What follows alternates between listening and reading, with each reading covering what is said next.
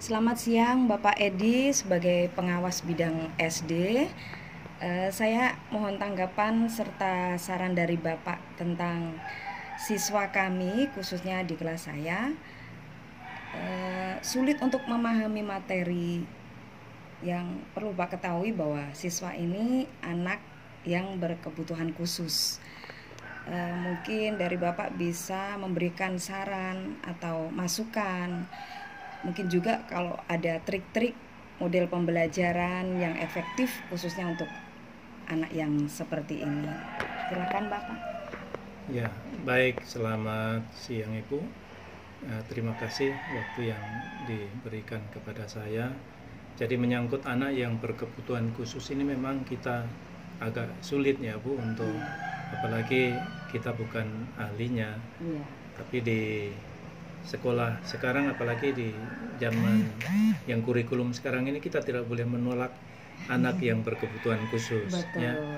Tetap kita harus terima, kita harus dengan sabar membimbing anak-anak tersebut. Nah, yang menjadi kesulitan bagi guru untuk membimbing anak-anak yang berkebutuhan khusus itu adalah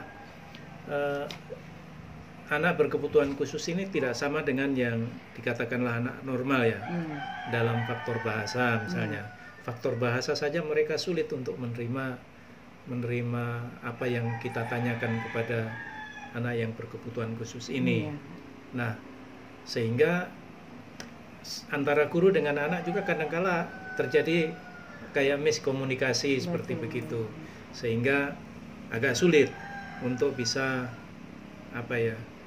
menyampaikan materi yang harus kita sampaikan kepada siswa. Kalau untuk yang normal ya materi itu mungkin sebenarnya biasa-biasa saja, tetapi bagi anak yang berkebutuhan khusus agak sulit karena tadi faktor bahasa atau mungkin aspek konsep ya, apalagi masalah konsep. Sedangkan yang anak normal saja kalau tidak menguasai konsep mereka tidak bisa menerima materi dengan baik, apalagi anak yang berkebutuhan khusus.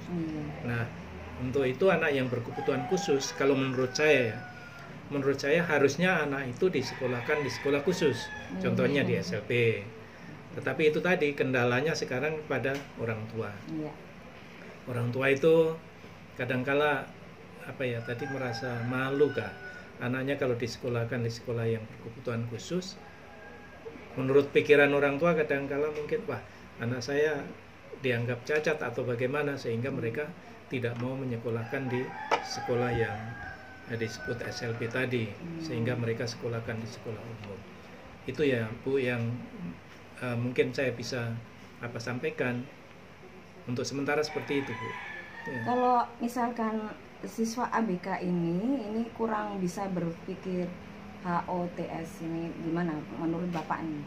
Ya ini lagi Bu, apalagi sampai berpikir HOTS, high order thinking skill ini menuntut kemampuan yang lebih.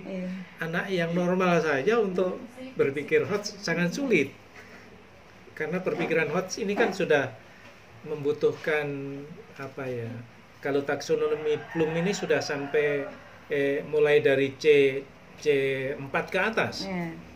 Mulai mengkomunikasikan sampai dia menganalisis, itu kemampuan memang yang agak tingkat tinggi. Sedangkan anak normal saja agak sulit, apalagi untuk anak yang yang berkebutuhan khusus. Itu memang sulit sekali untuk bisa dia untuk sampai berpikir HOTS. Nah ini memang ya untuk diperlukan itu tadi, bagi guru biasa seperti Ibu diperlukan kesabaran, diperlukan keuletan dan juga perjuangan yang cukup berat untuk bisa membawa anak-anak ini bisa berpikir tingkat tinggi atau HOTS. Nah, dimulai saja dari yang sederhana. Untuk berpikir HOTS itu tidak harus yang ini, pemahaman kita harus kepada bahwa berpikir tingkat tinggi itu bukan berarti pelajaran yang sulit, tetapi pelajaran yang bisa melibatkan beberapa aspek pemikiran anak tadi, mulai dari penalaran sampai kepada pemikiran tingkat tinggi yang sampai ke analisis, mengkomunikasikan dan sampai yang C6 tadi. Itu Bu ya. Iya. Kira-kira seperti itu. Ya kalau misalkan kita sebagai guru nih pasti ya kurang pemanfaatan di bidang teknologi khususnya untuk menangani anak siswa berkebutuhan khusus. Menurut Pak Edi gimana Pak Edi? Ya kalau untuk teknologi yang biasa, artinya saya yakin ibu-ibu guru, bapak guru yang lain juga pasti sudah memanfaatkan teknologi yang ada. Apalagi dengan zaman sekarang ini, teknologi sudah berkembang dengan pesatnya. Ibu saja sekarang sudah memanfaatkan HP Android ini untuk teknologi yang ibu gunakan. Saya yakin ibu bisa memanfaatkannya. Hanya khusus untuk anak yang berkebutuhan khusus ini, teknologi yang kita gunakan agak sulit juga ya.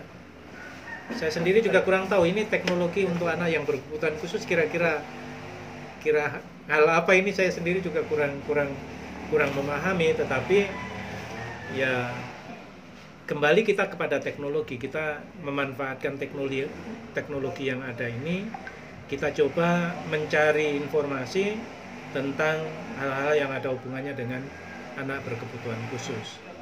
Ya kalau saya sendiri juga belum menguasai itu. Mungkin saya juga nanti paling mencari di Google atau di mana bagaimana cara mengatasi ini untuk memanfaatkan teknologi khususnya kepada anak-anak yang berkebutuhan khusus. Ya, kemungkinan itu. Iya. Ya, baik, terima kasih Pak Edi atas waktu yang sudah disediakan untuk saya wawancara di siang hari ini, khususnya mengidentifikasi anak-anak yang siswa yang berkebutuhan khusus. Selamat siang Pak Edi. Ya, selamat siang. Terima kasih juga Ibu. Mohon maaf karena saya sendiri juga kurang menguasai masalah anak-anak berkebutuhan khusus. Apa yang bisa saya ketahui itu saja yang mungkin saya bisa jawab. Iya, terima kasih Pak Edi. Selamat siang. Selamat siang Ibu.